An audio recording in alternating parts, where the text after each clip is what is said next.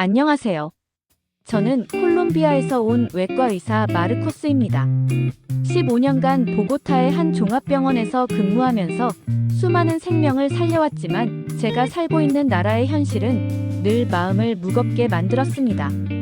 매일 아침 병원으로 출근할 때마다 저는 긴장을 늦출 수 없었어요. 가방은 몸에 바짝 붙여들고 핸드폰은 주머니 깊숙이 넣어두죠. 혹시 모를 강도나 소매치기를 당할 수 있기 때문입니다. 콜롬비아에서는 의사라는 직업이 사회적으로 존경받는 직업이지만 치안 문제 앞에서는 저도 그저 평범한 시민일 뿐이었어요. 병원에서 환자를 치료하고 생명을 구하는 일은 보람찼지만 퇴근 후 집으로 돌아가는 길은 늘 조심스러웠습니다. 특히 밤늦게 응급수술을 마치고 나올 때면 택시를 타면서도 운전기사를 의심하게 되곤 했죠. 그런 제게 한국행 기회가 찾아왔습니다. 국제의료교류 프로그램에 선발된 것이에요. 동료들은 축하해주면서 이런 말을 했습니다. 마르코스, 한국은 정말 안전한 나라래. 밤에도 여자들이 혼자 다닐 수 있다던데. 저는 그저 웃으며 대답했어요. 글쎄, 그런 나라가 정말 있을까? 솔직히 믿기 어려웠거든요.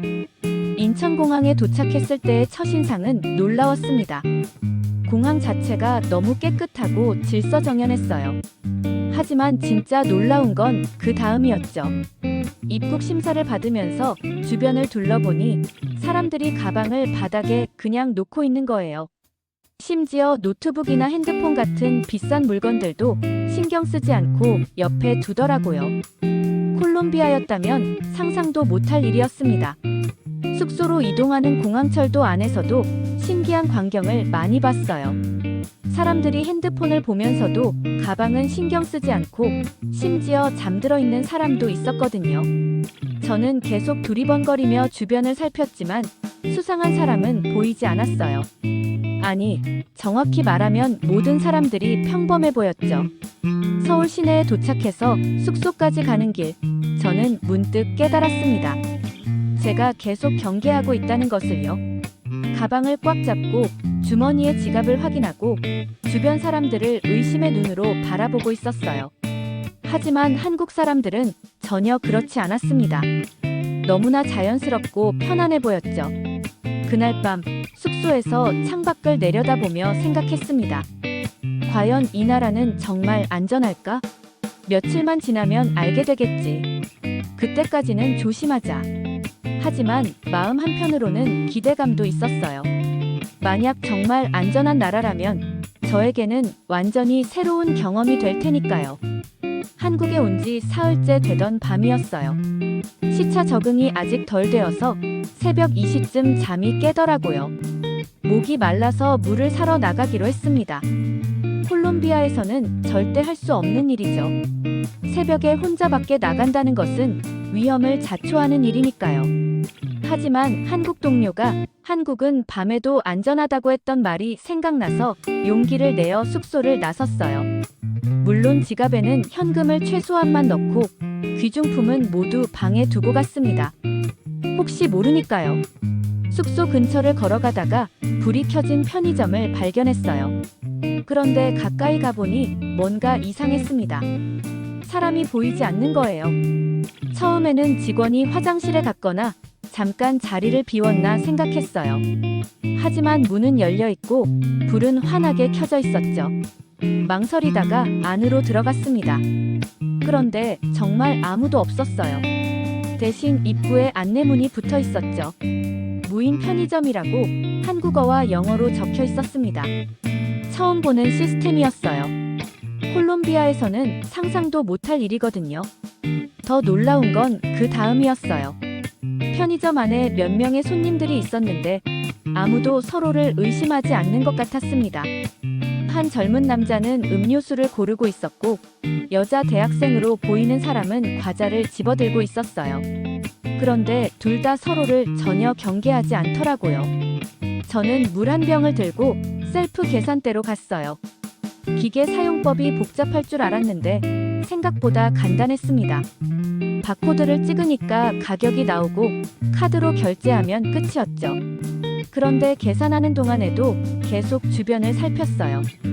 혹시 누군가 제 카드 번호를 훔쳐보거나 뒤에서 위협하지 않을까 싶어서요. 하지만 아무 일도 일어나지 않았습니다. 다른 손님들은 각자 할 일만 하고 있었고 저에게는 전혀 관심이 없어 보였어요. 계산을 마치고 나오면서도 신기했습니다. 이런 시스템이 가능하다는 게 말이에요. 숙소로 돌아가는 길에 생각해봤어요. 콜롬비아에서 무인 편의점이 가능할까? 절대 불가능하죠. 직원이 없다면 몇 분 안에 모든 물건이 사라질 거예요. 아니, 가게 자체가 망가질 수도 있어요. 그런데 여기서는 당연한 듯 운영되고 있었습니다. 가장 충격적이었던 건 보안 카메라가 그렇게 많지 않다는 점이었어요. 콜롬비아의 편의점들은 보안 카메라가 곳곳에 설치되어 있고 직원들도 항상 긴장하고 있거든요. 그런데 여기는 카메라 몇 대만으로 충분한 것 같았어요. 방으로 돌아와서 물을 마시며 생각했습니다. 이게 정말 가능한 일일까? 사람들이 정말 이렇게 신뢰할 수 있는 건가?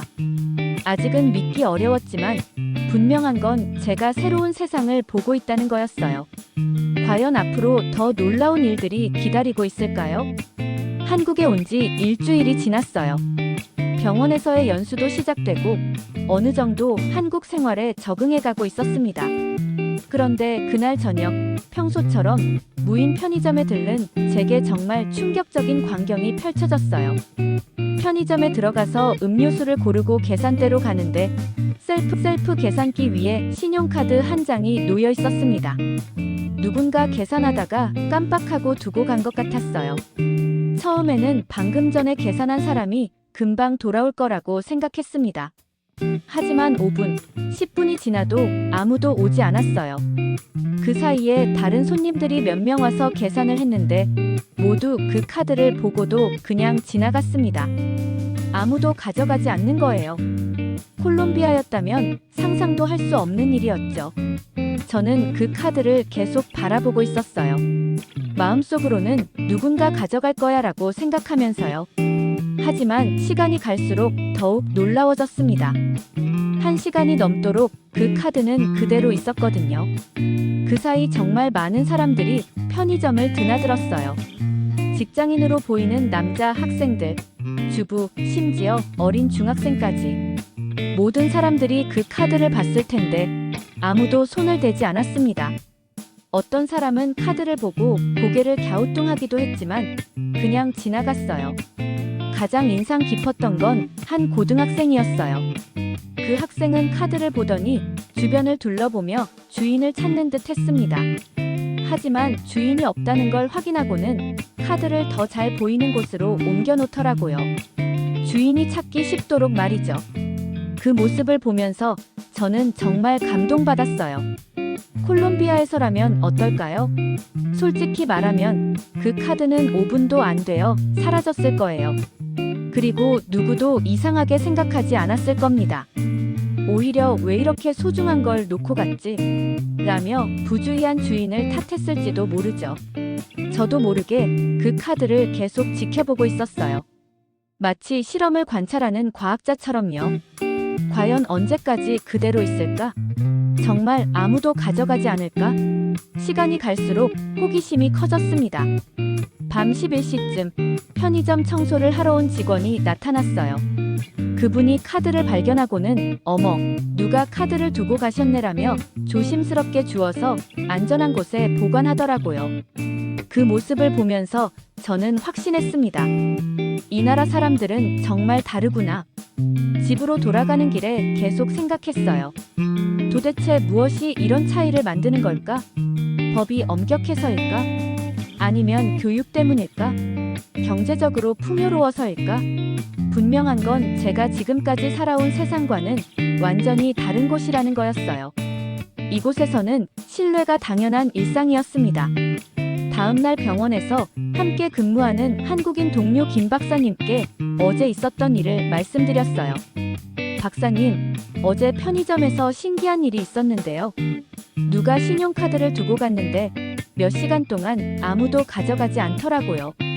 김 박사님은 웃으며 대답하셨어요. 아, 그런 일이 있었나요? 여기서는 당연한 일인데요.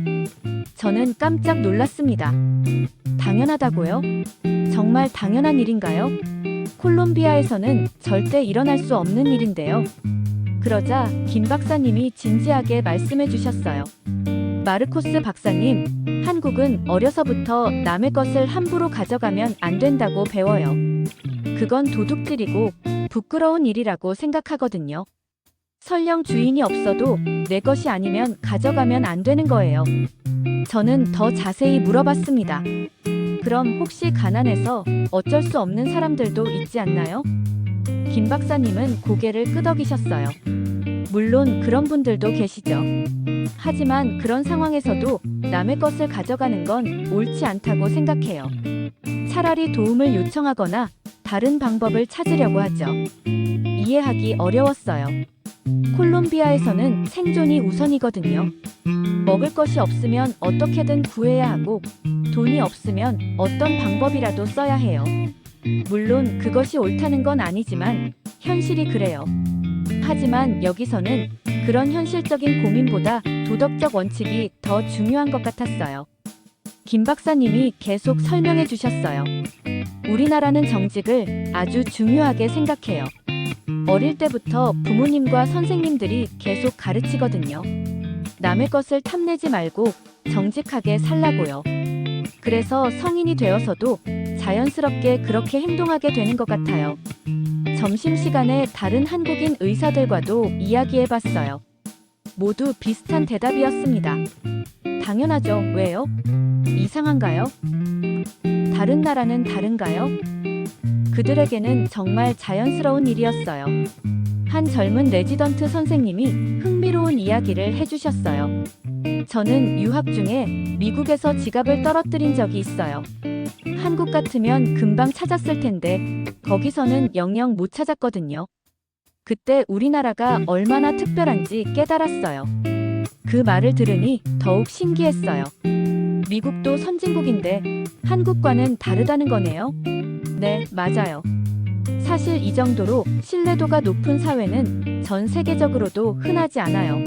일본이나 싱가포르 정도가 비슷할까요? 저녁에 숙소로 돌아와서 곰곰 생각해봤어요. 도대체 이런 사회가 어떻게 만들어진 걸까? 하루아침에 이루어진 건 아닐 텐데. 아마 수십 년, 수백 년에 걸쳐 쌓인 문화와 전통이 있을 거예요. 콜롬비아와 비교해보면 정말 대조적이에요. 우리나라는 오랫동안 정치적 불안정과 경제적 어려움을 겪었거든요. 그런 환경에서는 생존이 최우선이 되다 보니 도덕적 원칙보다는 현실적 선택이 중요했어요. 하지만 한국은 다른 길을 걸어온 것 같아요. 물론 어려운 시기도 있었겠지만 신뢰와 정직이라는 가치를 포기하지 않았던 거죠. 한국에서 경험하는 일들을 보면서 자꾸 고국의 현실이 떠올랐어요. 특히 어릴 때 겪었던 일들이 선명하게 기억났습니다. 제가 10살 때였나요? 어머니와 함께 시장에 갔는데 어머니가 잠깐 다른 곳을 보는 사이에 가방을 날치기 당한 적이 있어요. 그날 어머니의 울음소리를 아직도 잊을 수 없습니다. 그 이후로 저희 가족은 외출할 때 더욱 조심하게 되었어요. 가방은 항상 몸 앞쪽으로, 현금은 여러 곳에 나누어 보관하고 귀중품은 최대한 집에 두고 나가는 것이 습관이 되었죠. 이건 콜롬비아에서 살아가는 기본 생존법이었어요. 의과대학에 다닐 때도 마찬가지였어요. 캠퍼스 안에서도 방심할 수 없었거든요. 도서관에서 공부하다가 화장실 갔다 오면 가방이 없어진 적이 여러 번 있었어요. 그래서 나중에는 화장실 갈 때도 가방을 들고 가는 게 당연해졌죠. 친구들에게 맡기는 것도 위험했어요. 친구도 잠깐 한눈 팔면 누군가 가져갈 수 있으니까요. 의사가 되어 병원에서 근무하면서도 이런 일들이 계속됐어요. 환자들의 소지품이 사라지는 건 거의 일상이었어요. 그래서 입원할 때 가족들에게 항상 주의사항을 알려드렸죠. 귀중품은 절대 병실에 두지 마세요. 간병인이나 청소부, 심지어 다른 환자들도 믿으면 안 돼요. 가장 기억에 남는 사건은 5년 전이었어요. 응급실에서 교통사고 환자를 치료하고 있는데 환자의 핸드폰과 지갑이 사라진 거예요. CCTV를 확인해 보니 같은 병실에 입원한 다른 환자의 보호자가 가져간 것이었죠. 그런데 더 충격적인 건 그 보호자가 전혀 죄책감을 느끼지 않는다는 거였어요. 어차피 의식 없는 사람 건데 뭐가 문제냐는 식이었거든요. 그때 정말 마음이 아팠어요. 생명을 구하는 병원에서조차 이런 일이 일어나다니. 환자와 보호자들 사이에 기본적인 신뢰가 없다는 게 슬플 따름이었죠. 그 이후로 병원에서도 보안을 더욱 강화했지만 근본적인 해결책은 아니었어요. 길거리는 더 심했어요. 특히 밤에는 외출 자체가 위험했죠. 의사라는 직업 때문에 밤늦게 응급수술을 하고 나올 때가 많았는데 항상 긴장의 연속이었어요. 주차장까지 가는 짧은 거리도 조심스러웠고 차 안에서도 문을 잠그고 신호등에서는 주변을 계속 살폈어요. 한 번은 응급수술을 마치고 새벽 3시에 집으로 가는 길에 정말 위험한 상황에 처한 적이 있어요.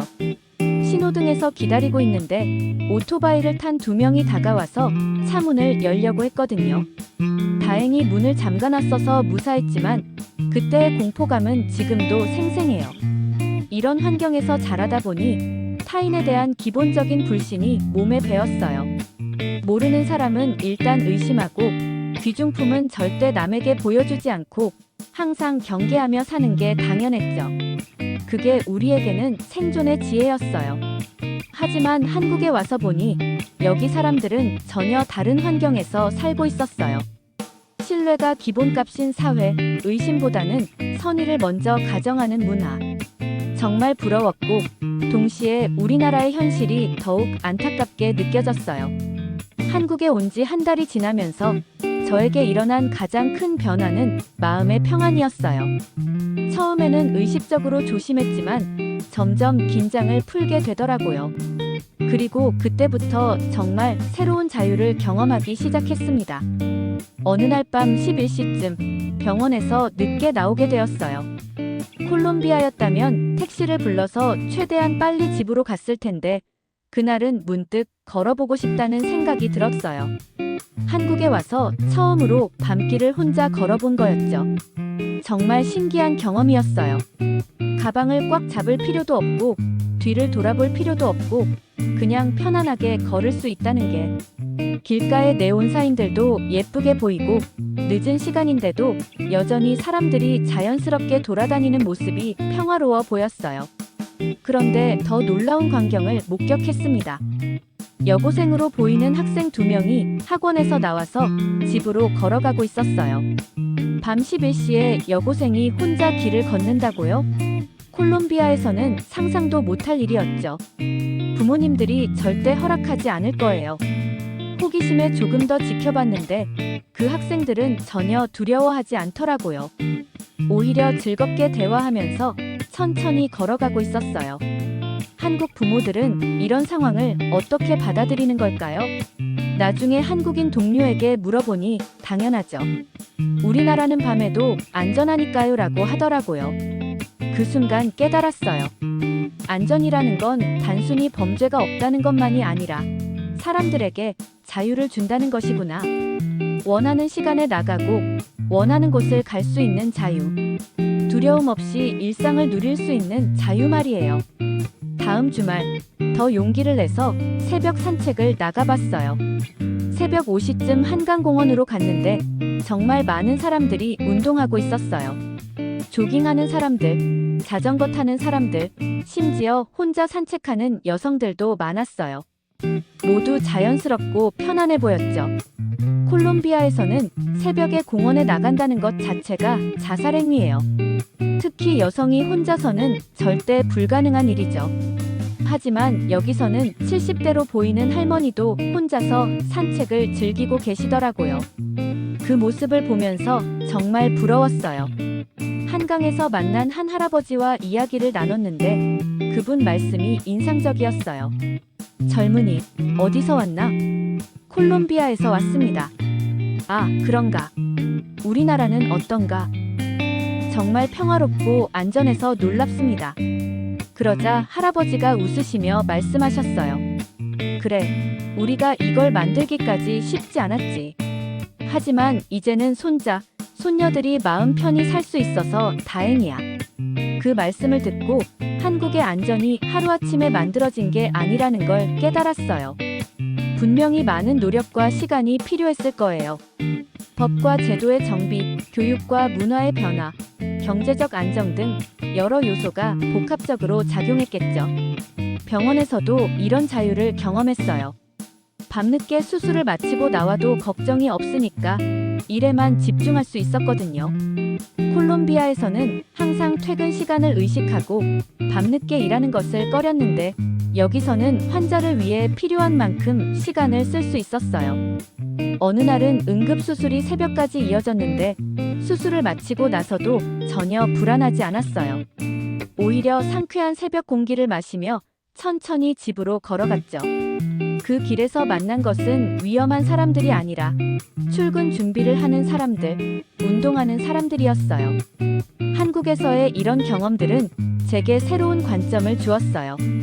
안전이란 단순히 사치가 아니라 인간의 기본권이구나. 그리고 이런 안전한 환경에서 사람들은 더 창의적이고 생산적인 삶을 살 수 있구나. 두려움에 시간과 에너지를 낭비하지 않아도 되니까 말이에요. 한국에서의 경험이 쌓여갈수록 저는 이 나라에 대한 깊은 존경심을 갖게 되었어요. 단순히 안전하다는 것을 넘어서 이런 사회를 만들어낸 한국인들의 집단적 지혜와 노력이 정말 대단하다고 생각했거든요. 어느 날 김 박사님과 심도 있는 대화를 나눴어요.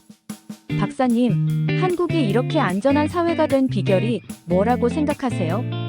김 박사님은 잠깐 생각하더니 이렇게 말씀하셨어요. 글쎄요, 한 가지 이유는 아닐 거예요. 교육, 경제 발전, 법제도, 그리고 무엇보다 사람들의 의식 변화가 함께 이루어진 결과가 아닐까요? 정말 맞는 말씀이었어요. 한국의 안전은 단순히 경찰력이 강해서도 법이 엄해서도 아니었어요. 사람들 스스로가 질서를 지키고 서로를 배려하며 공동체 의식을 갖고 있었기 때문이에요. 병원에서 근무하면서도 이런 점들을 많이 관찰할 수 있었어요. 환자들이 순서를 지키는 모습, 의료진을 신뢰하는 모습, 서로 배려하는 모습들이 자연스러웠어요. 콜롬비아에서는 병원에서도 항상 긴장감이 돌았는데 여기서는 전반적으로 평화로운 분위기였죠. 특히 인상 깊었던 건 아이들의 교육이었어요. 어느 날 초등학교 근처를 지나가는데 선생님이 아이들에게 남의 것은 절대 가져가면 안 돼요. 길에서 돈을 주어도 경찰서에 가져다 줘야 해요라고 가르치고 있었어요. 이런 기본적인 도덕 교육이 어릴 때부터 체계적으로 이루어지고 있구나 싶었죠. 한국의 역사를 공부해보니 더욱 놀라웠어요. 이 나라도 불과 몇십 년 전까지는 가난했고 사회적 혼란도 있었다고 하더라고요. 하지만 그런 어려운 시기를 거치면서도 교육에 대한 투자를 멈추지 않았고 정직과 성실이라는 가치를 포기하지 않았던 거예요. 한 원로 의사 선생님과 이야기할 기회가 있었는데 그분 말씀이 정말 인상적이었어요. 우리 세대는 가난했지만 자식들만큼은 정직하게 살기를 바랐어요. 돈보다 인격이 중요하다고 가르쳤죠. 그런 교육이 지금의 사회를 만든 것 같아요. 경제 발전과 함께 이루어진 사회 시스템의 발전도 놀라웠어요. CCTV, 신용카드 시스템, 전자정부 등이 투명성과 안전성을 높였죠. 하지만 더 중요한 건 이런 시스템을 사람들이 신뢰하고 적극적으로 활용한다는 점이었어요. 콜롬비아와 비교해보면서 많은 생각이 들었어요. 우리나라도 분명히 변할 수 있을 거예요. 하지만 시간이 필요하겠죠. 한국처럼 교육, 경제, 제도, 문화가 모두 함께 발전해야 하니까요. 특히 사람들의 의식이 바뀌는 데는 한 세대, 두 세대가 필요할 수도 있어요. 한국이여, 고마워요. 당신은 제게 인생의 새로운 가능성을 보여주었고 꿈을 다시 꿀 용기를 주었어요. 언젠가 다시 만날 그날을 기대하며 저는 제 나라로 돌아갑니다. 하지만 제 마음속에는 영원히 한국이 살아있을 거예요. 나의 두 번째 고향으로 말이에요.